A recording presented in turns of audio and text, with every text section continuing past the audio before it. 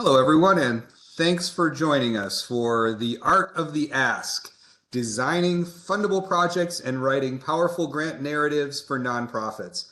I'm Michael Paddock, CEO of Grants Office, and I want to welcome you to today's session. Kind of a really fundamental session. We'll be talking today about developing a fundable project and ultimately developing a competitive grant narrative for your application. So very happy you're here with us today. I want to very much thank Ingram Micro for sponsoring today's session and making it possible for us to bring you this information today. Before we get started, we've got a couple of housekeeping items for you. As many of you know, you can listen hands-free over your computer speakers or headphones.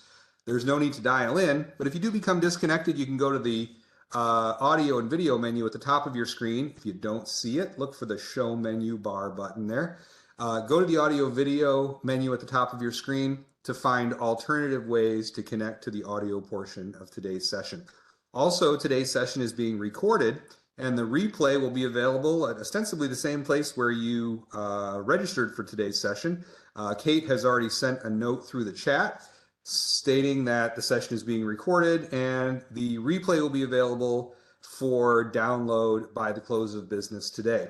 Also, you can ask questions at any time using the question and answer interface at the bottom right-hand corner of your screen.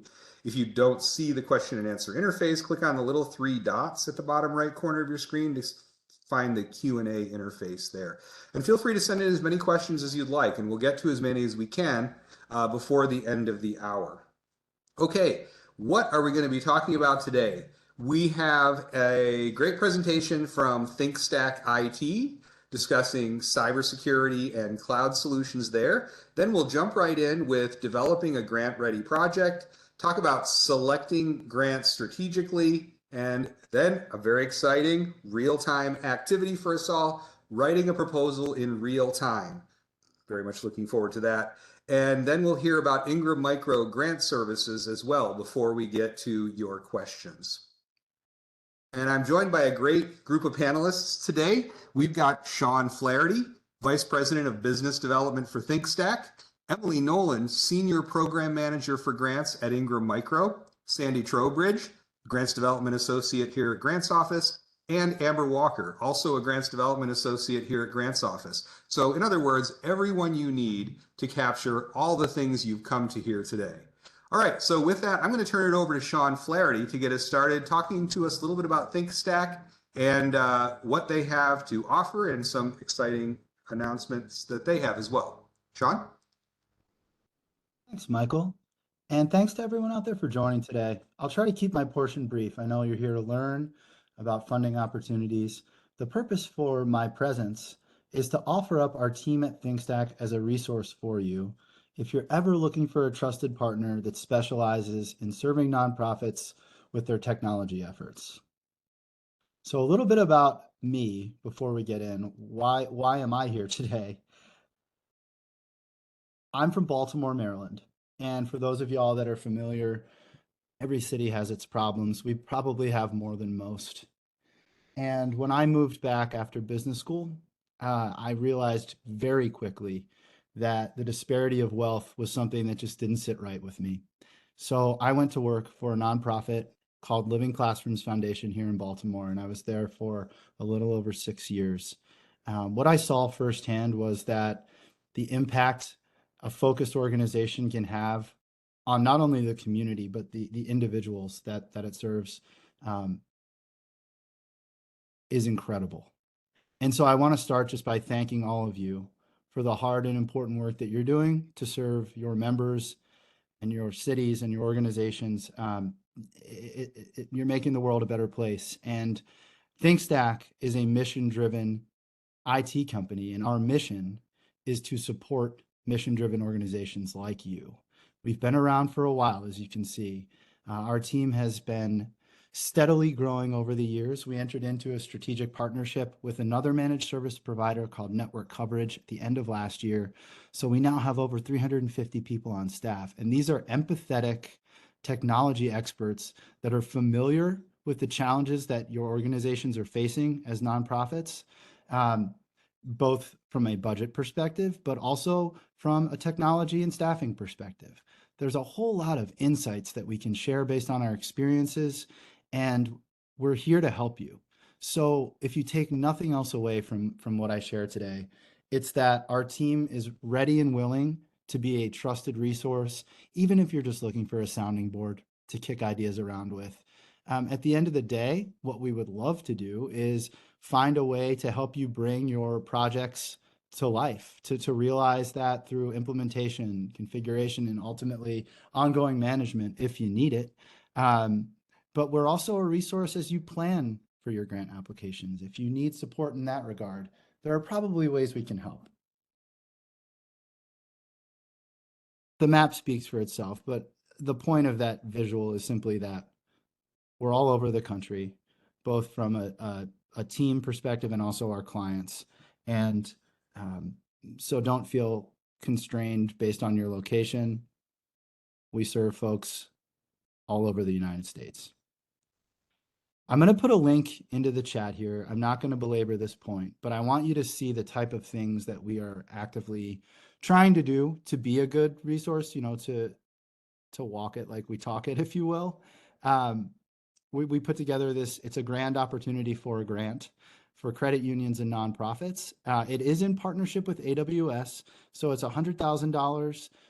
50,000 of that comes from ThinkStack in the form of advisory services, assessments, really you name it, we're including it. And then the other 50,000 comes in the form of credits from AWS. So if you're thinking about a cloud migration, upgrading your cybersecurity, modernizing your infrastructure, things like that would qualify. There will be one grand prize winner, but we're also going to have a large number of consolation prizes.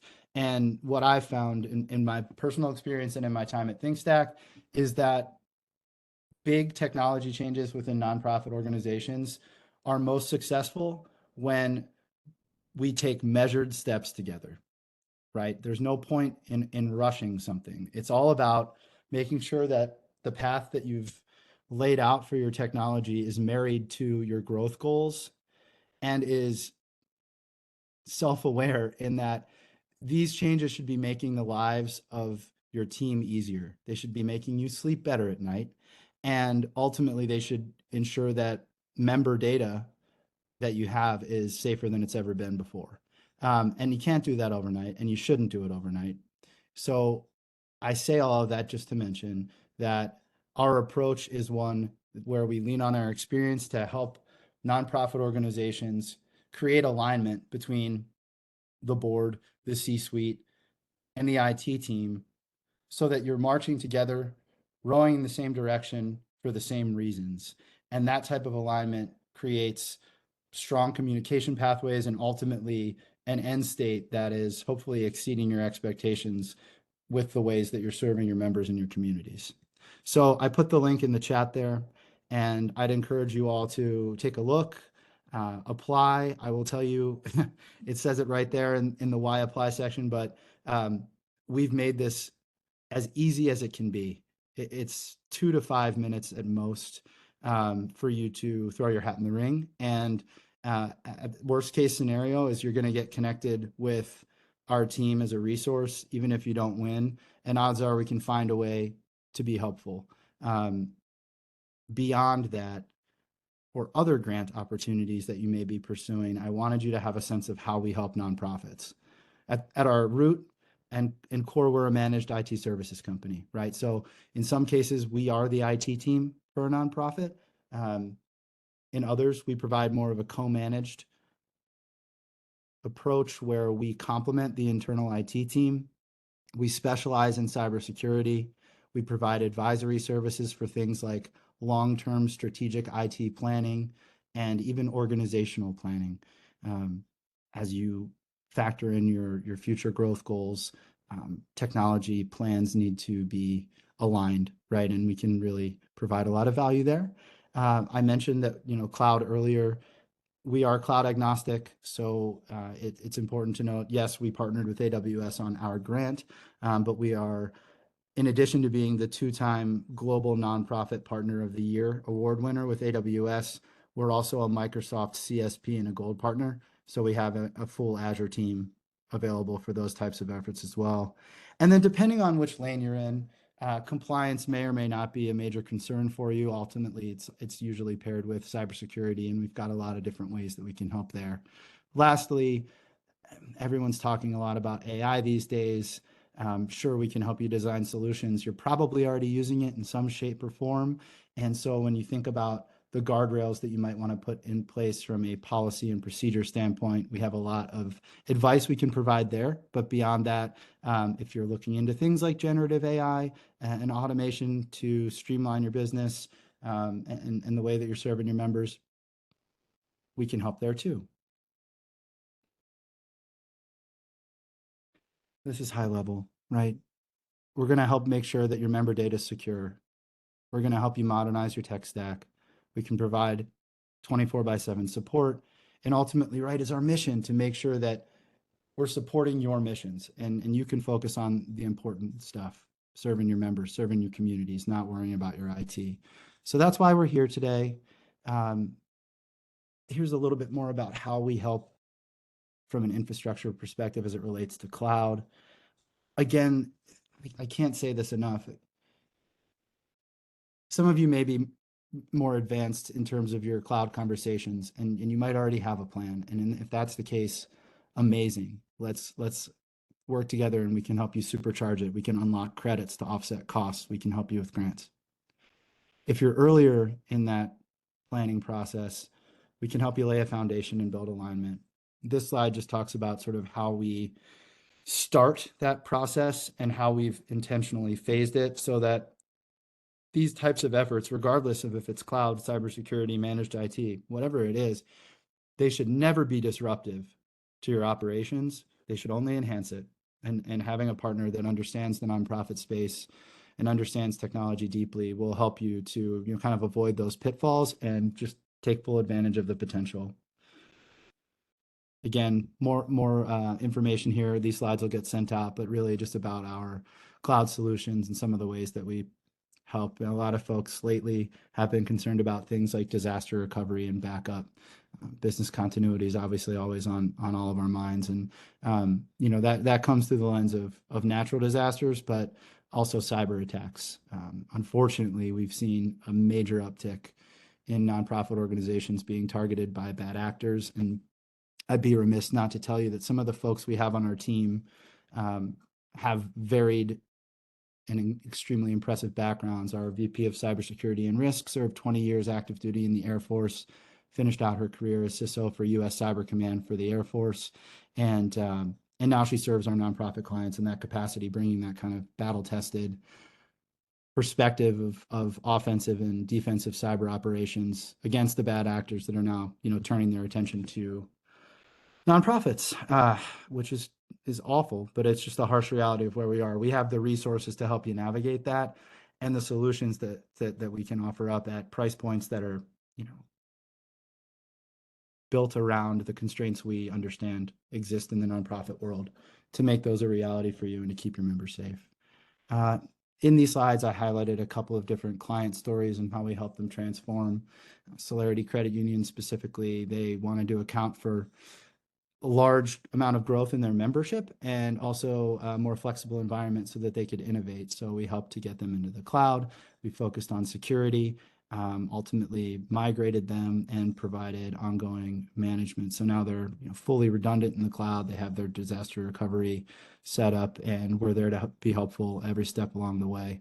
We also continue to monitor and modernize and optimize their cloud spend so that the credit union itself is minimizing spend and putting those dollars towards serving its members. The next is IAS Abroad here. They're a nonprofit educational organization based out of Chicago. For these folks, they had a very, very strong internal IT team, but their lack of experience in the cloud lent them to look for a partner that could help them transition to the cloud.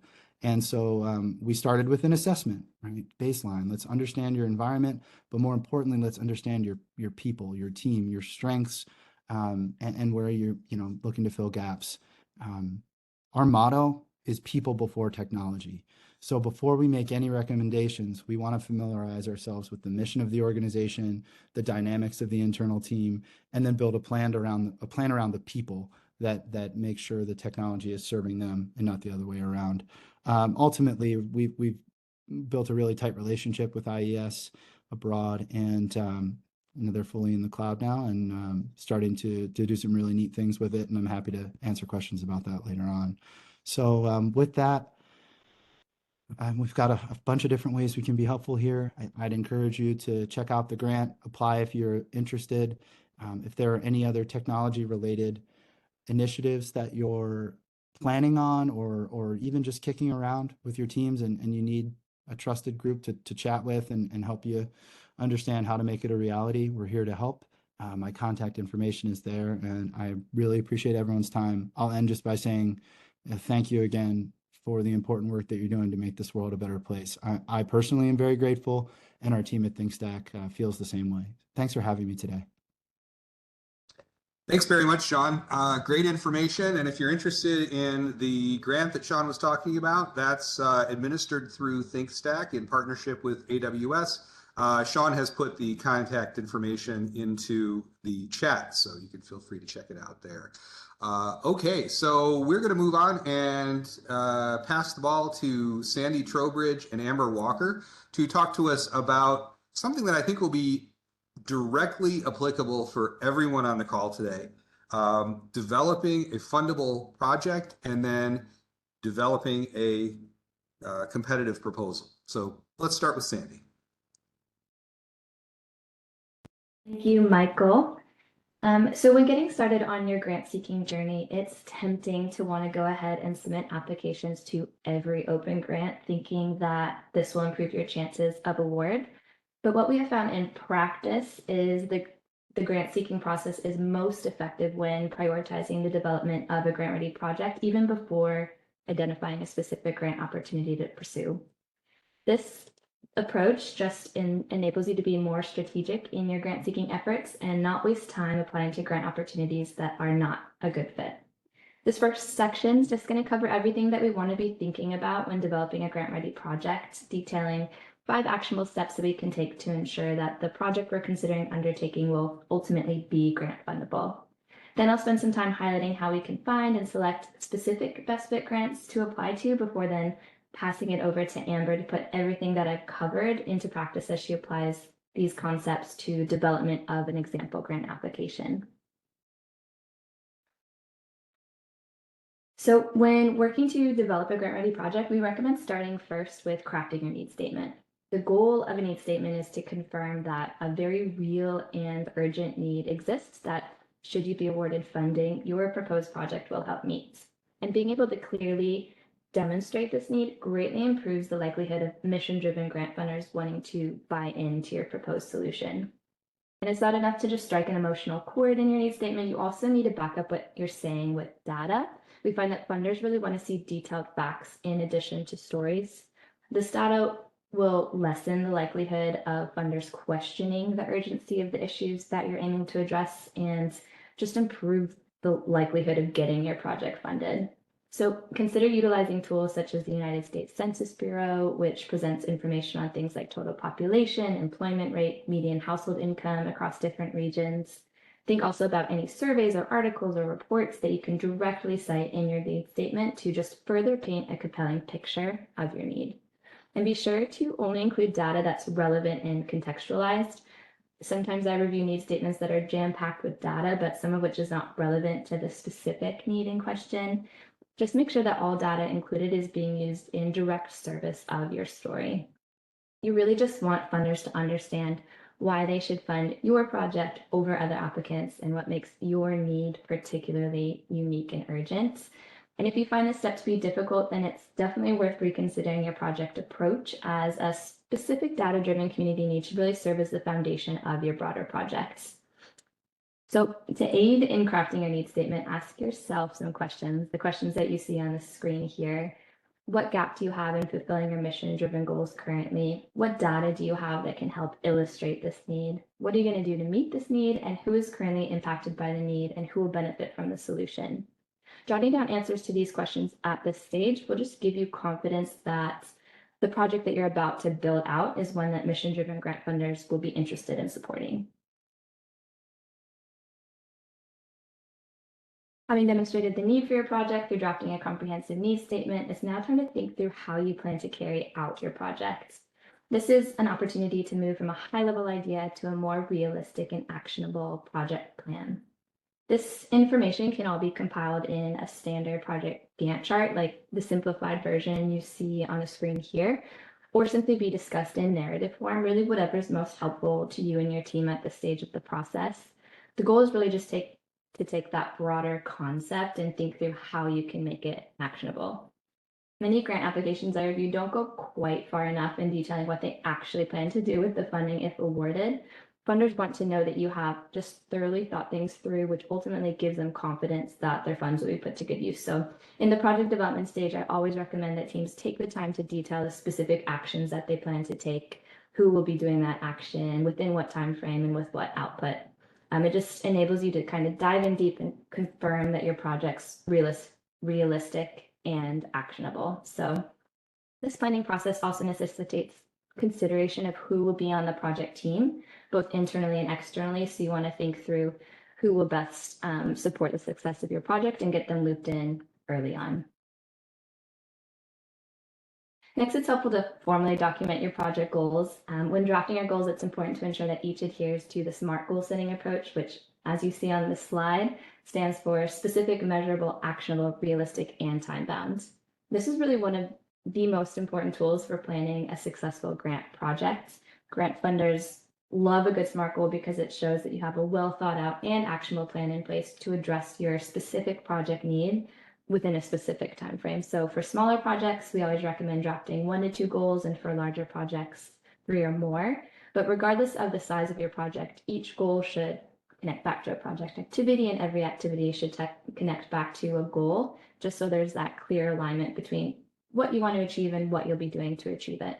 So just ask yourself the questions on the screen as you draft out your SMART goals, and you'll make sure that you have all your bases covered in that sense. And then once you've thought through your project plan and goals, it's helpful to think through what resources will be required to implement the project. Start thinking through what personnel, travel, equipment, supplies, and other direct costs will be required. Drafting a quick budget and budget justification here is helpful, and then it gives you a better understanding of the scope of the funding that you're looking for. And it allows you to consider whether it will be possible to scale up or scale down the project, depending on what funding levels are ultimately available.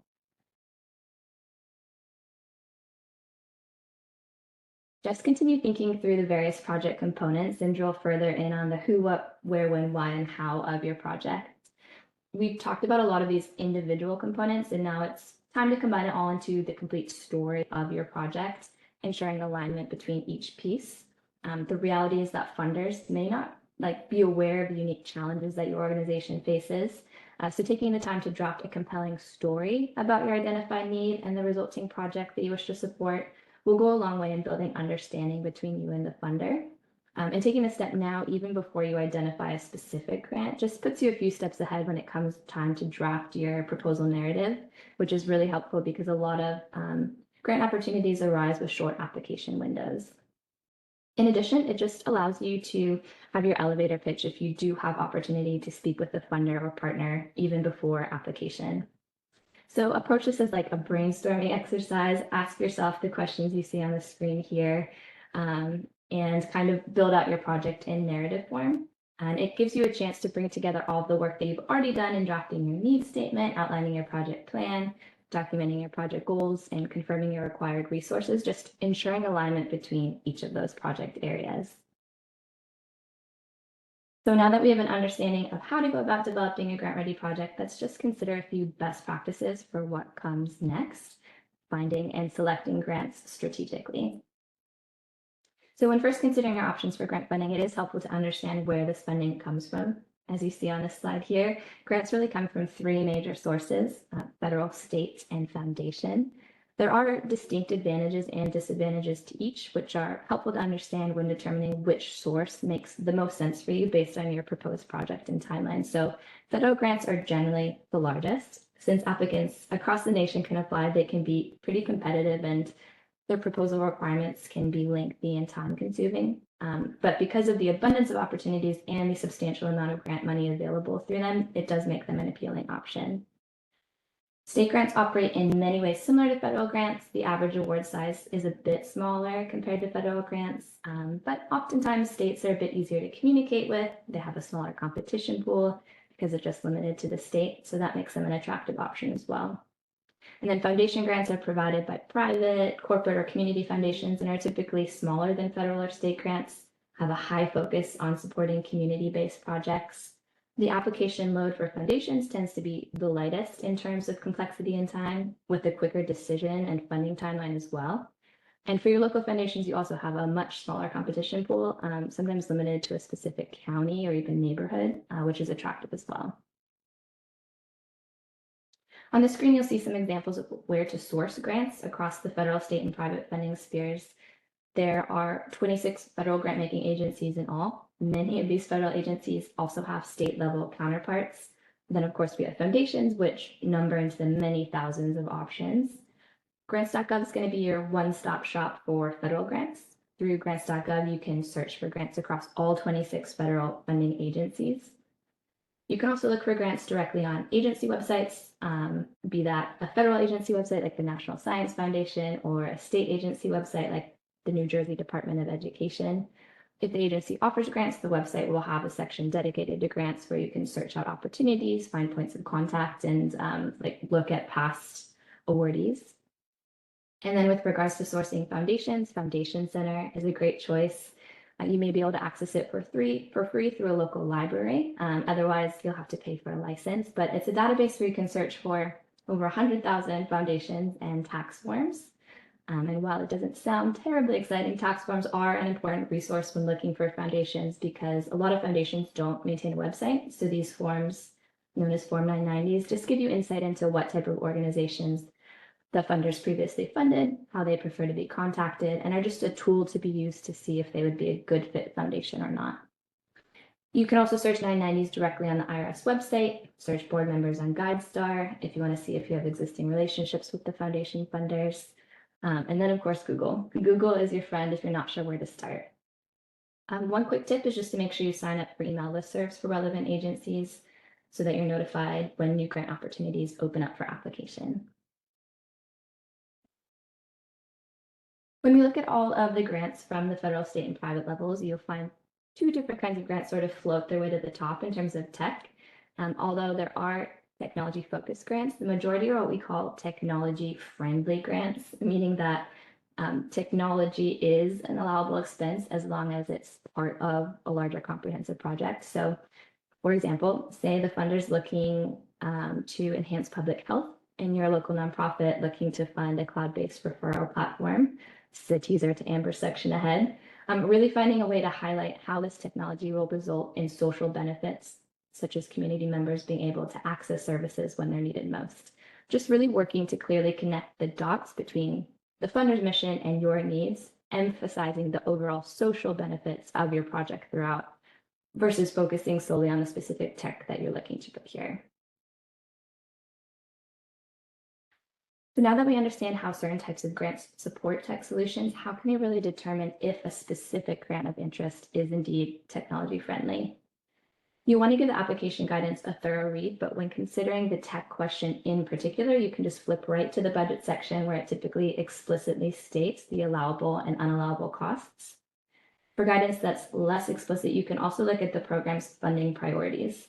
If you have a specific project in mind that can utilize tech, it's key that you just make sure that your project's goals and mission are in alignment with what the grant program is all about. So ask yourself if the tech solutions that you're looking to purchase and implement with grant funding address the overall social benefits of the program. And another way to check is just by looking at projects that have been funded through the program in the past. A lot of agencies publish summary information of funded projects, which may note in more detail what the grant opportunity is most likely to fund. You'll just want to look at if the grant program has leveraged tech solutions in the past to fulfill its mission through a review of these past projects. And then lastly, you can always just reach directly out to the grants program manager to ask. And once you've identified a handful of potential technology-friendly grant programs, how do you know which one is the best fit and worth your time and energy applying to? Thankfully, the fact that you've already done all of that prep work in building out your project will just enable you to be more strategic at this selection stage. On the side, you'll see a few questions to consider when deciding which grants to pursue, such as eligibility requirements, the funding priorities, and funder history.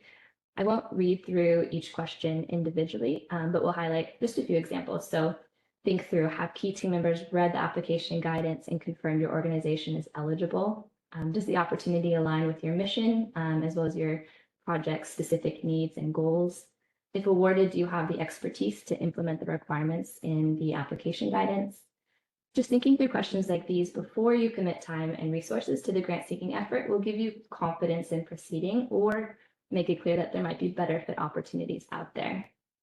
If your answers to these questions are positive, leading in a positive direction, and when looking at a specific opportunity, the next comes the grant writing stage of the process.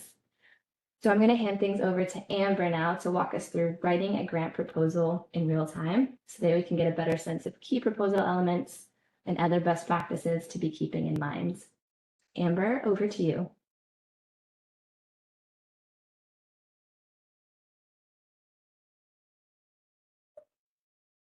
Hi, thanks, Sandy, and good afternoon, everybody. Before we dive in, I do want to come clean. Writing a grant proposal can take a week, 2 weeks, 3 weeks. So unfortunately, I won't be able to keep you that long, or fortunately, but we are really going to dive into what that looks like in the next 30 minutes. So my goal for you is to leave feeling prepared, learning something new about the process, feeling motivated, and feeling confident to submit grant proposals. We're going to first dive into the common elements of a grant proposal. And every grant application is going to look slightly different. You can see here there's a lot of different components, and some combination or variation is most likely to be represented in a typical grant application. We're going to dive into the executive summary first, which is essentially found at the beginning of the application. It's going to provide a high level of your proposal, and it's really meant to be an elevator pitch for your project. It's going to take a 20 to 30 page proposal and condense it into a 1-page summary. Before we can write an executive summary, we have to have a nonprofit and we have to have a project in mind to write about. So for the purpose of today, we're going to be working with a fictional organization called Maplewood Roots. We're going to be helping Maplewood Roots navigate the grant proposal process. So as you can see, they're a nonprofit that's established, and they're ready to seek out funding for their next project. Maplewoods has put in the work that Sandy outlined previously about getting ready to apply, and has utilized their funder prospecting tips to find Rochester Area Community Foundation, who happens to have an open grant that they want to apply to. And luckily for us, it's tech friendly. So they are going to be basing their project on a cloud-based referral system. Now, to dive into the executive summary, as we mentioned, is found at the beginning of the application. We are going to highlight the fact that there's a lot of parallels to the rest of your proposal, right? So this is the elevator pitch. So it's going to include things from your needs statement and the rest of the project narrative. The big thing to drive home is that you will want to be concise and cover some of these major points, but we won't necessarily get really deep in the weeds regarding data or quantifiable parts of your story. So we're going to focus on these 3 key points: the solution, the problem, and how your organization can help. And first, we're going to examine the problem. As you can see here, we have written a good and a better statement of the problem. This could be the first line to your whole proposal. It's your introduction to the funder. So you want to make it really strong. And on the left, you can see an okay statement. However, being your first impression, you want to let the funder know exactly and specifically the community, what you're talking about. So you want to be as clear as possible. So by simply taking a couple of extra steps and including the specific community, you're really making it more clear to the funder, who are we talking about? Once the problem is made clear, you should be ready with the solution. This is another example of a good and perfectly okay statement found on the left-hand side and a better statement. So perfectly fine is not convincing and is not competitive when you're submitting grant proposals. The statement on the right goes one step further and says directly and exactly what the solution does. It will connect a network of local organizations and will be inclusive and accessible to Maplewood residents. This really goes that one step deeper than a referral system will be established. Platform software, as you can see highlighted, will be important to keep in mind as we go through this proposal development, because it's a common thread to a lot of different aspects throughout this process. And now that we've named the problem and the solution, next you'll want to outline why your organization is best suited to implement the solution. And again, you can see here a perfectly good and fine statement on the left. It's not wrong, but the statement on the right is meant to demonstrate how easily you can improve from perfectly good and fine just by using small changes and really create a strong and convincing statement. So using quantifiable data, it really brings life to our statement. So on the left, they've been around for a long time, but on the right, it's been 7 years with 100 local organizations. It paints a better picture, it gives a better flow, and it gives the reviewer a better sense of who you are and the credibility behind what you're doing. And finally, once you've established all of those, you're going to thread it together. I'm not going to read this all to you, but it is taking those last 3 points and weaving it together into a long form statement. So this is the elevator pitch to your proposal. You want to be really direct, use clear examples, and really highlight through specific statements what it is you're trying to accomplish with your project.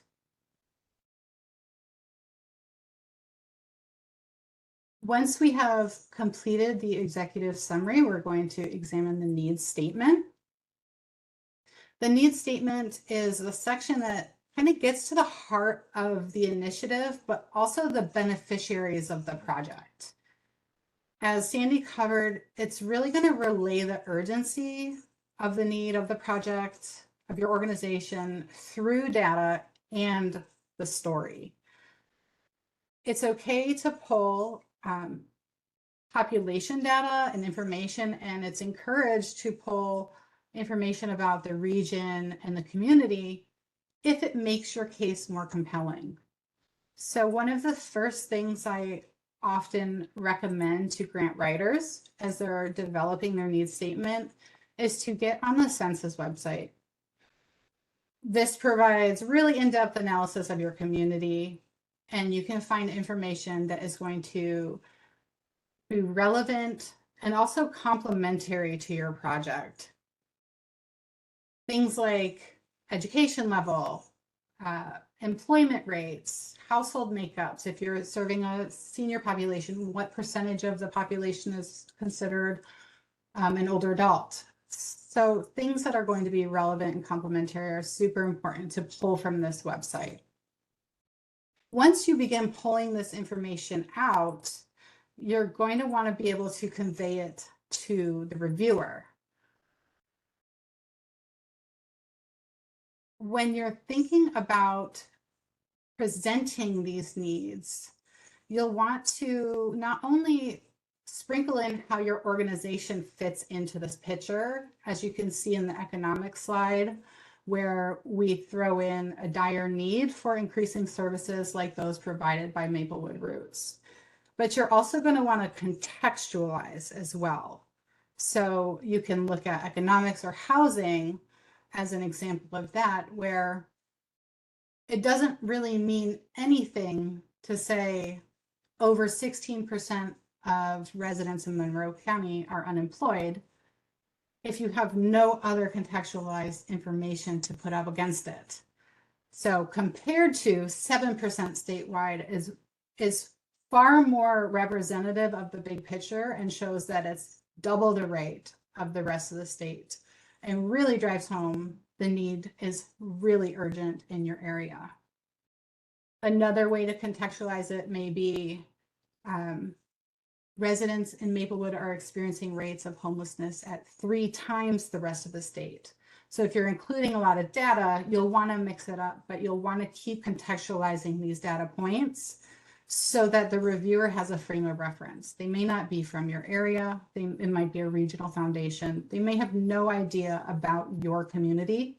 So putting things into perspective will be very helpful to them as they're assessing your need.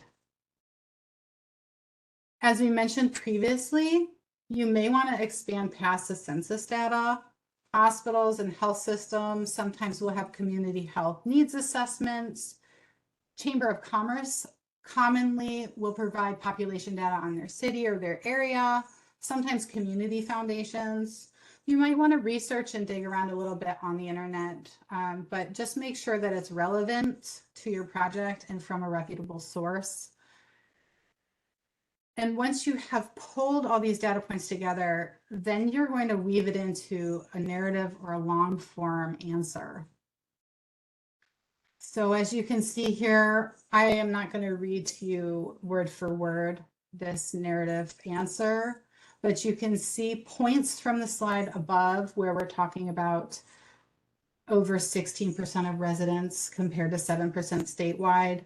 But we've also weaved in the closing statements that really brings it all together and talks about not only the data points, painting the big picture of the community, but also exactly and precisely how Maplewood Roots is addressing that and how it relates to those data points.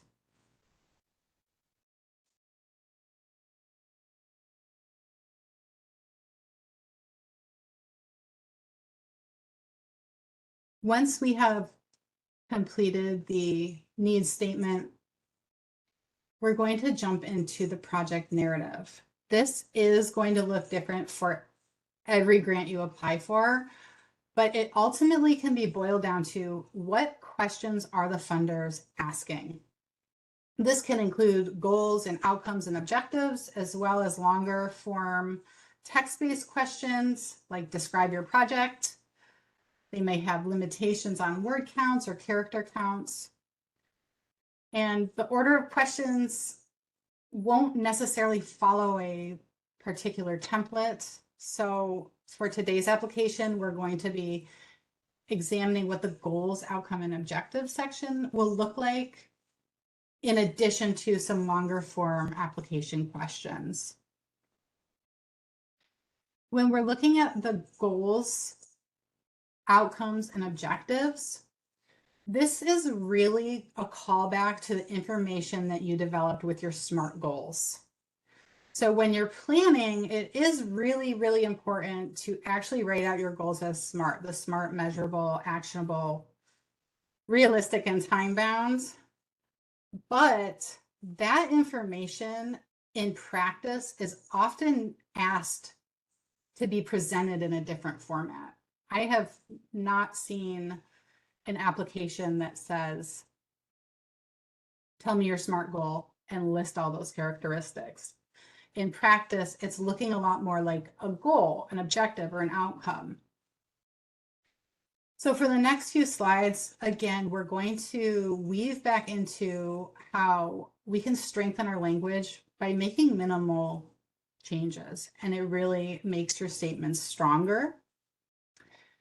And you can see here that on the left, we have highlighted improve onboarding and support, and that's perfectly fine and good. But on the right, we just go one step farther and say the referral system is going to enable the organization to streamline onboarding processes. It just gives a clearer picture. It's essentially saying the same thing, but it gives the reviewer a window into your process. We're going to follow a similar path for objectives and outcomes, and looking at this high level way to increase your writing and make it, more forward thinking and more clear to your funders. One of the most important things to be able to relay to a reviewer is that you're going to be a good steward of the funds that they give to you. So by going that extra step, by explaining a little bit more of your processes, that is exactly what you're doing. And finally, I'm going to highlight the outcomes as well. And we're looking at a similar type of pattern where we're not only just anticipating ongoing changes, we are looking to increase the number of participants by 20% by December 2025, and an additional 25% by June 2026. So don't leave things up to interpretation. The reviewer is going to walk away from the right side statement knowing exactly what you intend to do, and they're going to walk away from the left side statement with some open-ended questions or assumptions, and you really want to provide that reviewer the opportunity to walk away with a very clear picture. And finally, bringing it back to the point I made at the beginning of this section, is that funders can choose to request information in any format they want. So the goals, objectives, and outcome portion of the narrative can easily be requested as a long form narrative written out, and it is just as easily requested as an attachment with a form that they provide. So don't get tripped up if the information is not asked in the way you're expecting, because you've done all this pre-planning, you have it ready to go. So just answer what is being asked. In addition to the goals, outcomes, and objectives, most proposal narrative sections are going to request some long form written answers. And luckily for Maplewood Roots, they have done that pre-planning and the preparation. So they have a wealth of knowledge that is going to go into writing these answers. For the sake of time today, I chose one pretty common question that I see all the time and included a word or character limitation on it. So before you begin, this is all the information that you should have already pretty much ready to go. Information is established, so it is a good and an okay thing to be repetitive throughout your application questions. This relays consistency and a well thought out plan. So don't worry about being repetitive, because that is a good thing. That is showing that you know what you're talking about. Competitive grant applications are built in phases and drafts. And so over the next few slides, you're going to see that each phase or each draft is built upon the last. So with this question in mind, that's listed at the top, we're going to kind of begin to look at what that looks like. So describing your project in detail. As you can see here, the first draft on the left is really just that. It's your first draft. Your thoughts are on the paper, and then it's time to review. So you can break it down line by line if you need to. But to begin, we would take our first statement. Maplewood Roots is a nonprofit organization that supports residents of Maplewood and the surrounding area in Monroe County. This is fine, but it could really easily be bumped up just a notch to Maplewood Roots is a nonprofit organization dedicated to supporting residents of Maplewood and the surrounding Monroe County. You can see here that being concise and specific with your language and writing actionably, that your introduction is that much more powerful. And then you're going to repeat that step for the rest of the application as well. As you can see here, this is the full statement from the previous slide written out, and it's meant to be a visual representation of the phases being built. So with thoughtful consideration, you can make these changes, and by sharing documents and tracking changes through Word docs or Google Docs, you'll be able to see your progress and build upon the phases one after the other. And this is especially helpful if you're working on it with someone else and going back and forth between draft and review, draft and review. And finally, we will look at it side by side. You can see here that we've included a lot stronger language, more clear, and throughout the process of building on one another, we're coming out the other side with the most competitive proposal we can put together. So don't stop at one draft, don't stop at two. Building upon your previous work is super helpful in making your application stronger and stronger. Now that we've kind of covered what the narrative looks like through the goals and objectives and outcomes, as well as some longer form narrative questions, we're going to take a look at the budget, which I know is something that folks have reservations about. So just a couple of high-level notes. Just make sure that what you're proposing to buy is an eligible expense. And the majority of funders will provide a form for the budget, so it's really important to use it. If they provide it, that's how they want it. Don't go off script, use their form. As you can see here, this is a screenshot of a real funder's form. They tell you what they want to see, what they are going to be funding, and other funds that are going into the project. So they may request that information from other budgets to show and prove that you've thought about how to implement the whole project. They can give you money for software, but if you don't have someone dedicated to getting that off the ground, it's essentially useless. So it just helps paint a larger picture for the funder, what is going into the whole project and what your organization is contributing. Double check your math. I go through with a calculator, even if the Excel sheet has formulas built in that does the addition for you, because they're people on the other side and they make mistakes and things are broken. So just double check your own work before you send it back. And next up, we're going to talk about justifying all of these costs. So you're going to have to justify the expenses on this form. So if you're having trouble justifying it, you may want to be more selective about what's being included. The budget justification is going to cover some of these things at a higher level. And again, if you are struggling to write this justification narrative, rethink your desire to include it, which is essential to say because the next step before you move on from the budget is making sure there's alignment with your budget and your proposal. As you can see here, platform software is included in the project narrative, in the budget, and in the budget justification. It's spelled the same way. It will be referenced in the same way throughout your whole proposal, and that is incredibly important.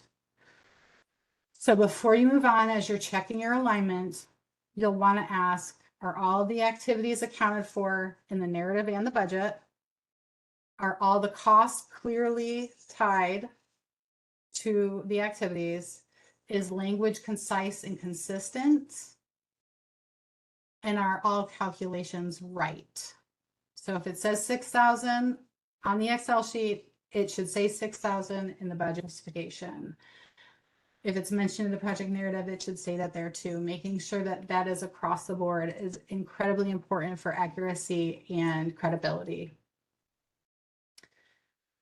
Before we get to our last steps, there's a note on the supporting documents. I don't have a whole lot to say on this section other than make sure you're really clear on what is being requested. Make sure you have them and they're in the right format. Make sure they are included when you submit. And all applications are going to require different things. So just a couple examples of what that looks like is potentially proof of tax status, bios on your board of directors, letters of support, and so on. Those types of things would be included in this space. And lastly, I'm going to look at some high-level things to think about before you submit. You'll want to reread the request for proposals, make sure you didn't miss anything in the guidance, answer the questions being asked, and in the format it's being asked in. Verify overall proposal alignment. And that's going to look a lot like your budget alignment, but it's going to focus on a couple other key things as well. You're going to want to really focus on this as a critical last step. Alignment is a way to show your funder you're credible and that you think things through and you connect the dots. You do that for them. To better explain alignment, I'm going to explain some things not to do. And I hope that kind of creates this picture of how to do this right. So first, you're going to want to make sure that you're not using different terms to describe the same thing. An example would be the Maplewood Roots Family Center versus the Maplewood Roots Center. That can be confusing to a reviewer that has no idea about your organization. Another thing that commonly trips up reviewers is acronyms that are either used without explaining what they stand for or being used really far away from where it is originally explained. And the funder has to go back up and find what that meant. So always spell it out the first time. Always spell it out the first time it's mentioned in the next section. And then use your judgment. If it's been a really long time and a really big section, sprinkle it in again so that the reviewer has it fresh on their mind. Make sure you're not using insider language or knowledge without it, going the extra step and explaining it. Assume the reviewer has no clue.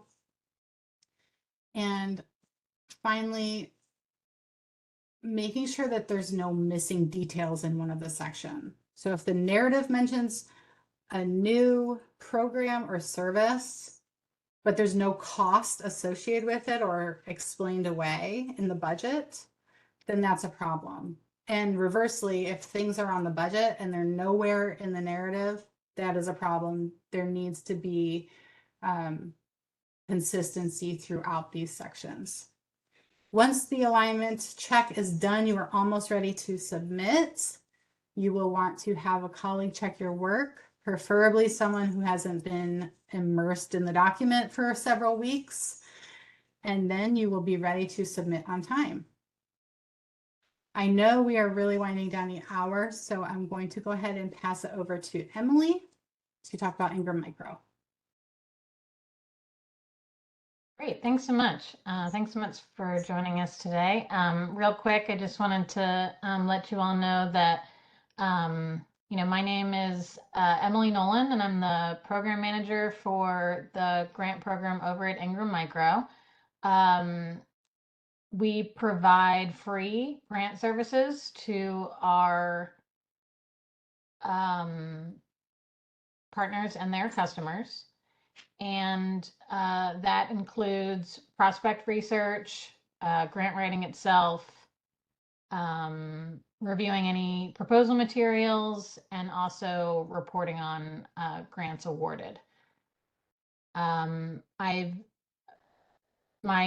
experience includes almost 20 years in the nonprofit sector prior to being with Ingram Micro, with the last 10 of which specifically focused on grant writing from foundations and government sources. So we're just here to help support our partners and their customers on funding for cloud. So thanks so much for joining us today.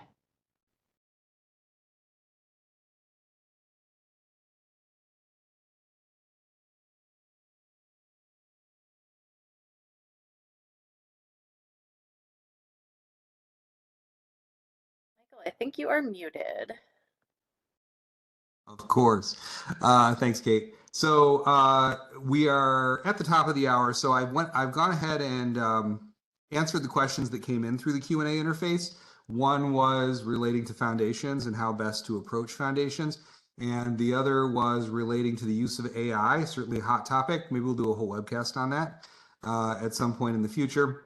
But I gave some thoughts on our use of AI here at Grants Office, and how you might think about that going forward. That's always subject to change as AI changes, but for now, this is how we're approaching it.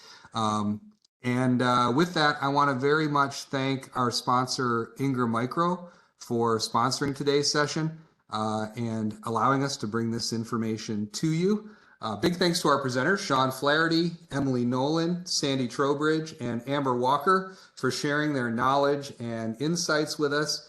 Really, it was a jam-packed session full of great information, a real masterclass in navigating the grants landscape. So thanks to all of our presenters, and thanks to all of you. Appreciate you attending today. I hope you found this a valuable use of your time, and we'll look forward to seeing you again on a future webcast. Have a great day, everybody.